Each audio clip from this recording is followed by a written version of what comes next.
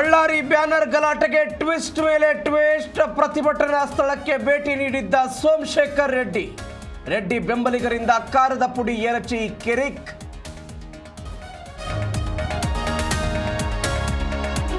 Ballari banner bullet war. ಇಂದು ಸ್ಥಳಕ್ಕೆ DCM DKShi entry.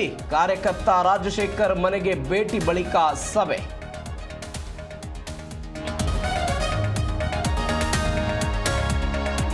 ರಾಜ್ಯ ರಾಜಕೀಯದಲ್ಲಿ ಸಿದ್ದು ಮತ್ತೊಂದು ಮೈಲಿಗಲ್ಲು. ಹೆಚ್ಚು ಅವಧಿಯ ಸಿಎಂ ಎಂಬ ಪಟ್ಟ ಗೆದ್ದ ರಾಮಯ್ಯ. ಜನರ ಆಶೀರ್ವಾದವೇ ಕಾರಣ ಅಂದರು ಸಿದ್ದು. ರಾಜ್ಯ ರಾಜಕಾರಣಕ್ಕೆ ಮಾಜಿ ಸಂಸದ ಪ್ರತಾಪ್ ಸಿಂಹ ಎಂಟ್ರಿ. ಚಾಮರಾಜ ಕ್ಷೇತ್ರದಿಂದ ಸ್ಪರ್ಧೆಗೆ ಸಿಂಹ ಗರ್ಜನೆ.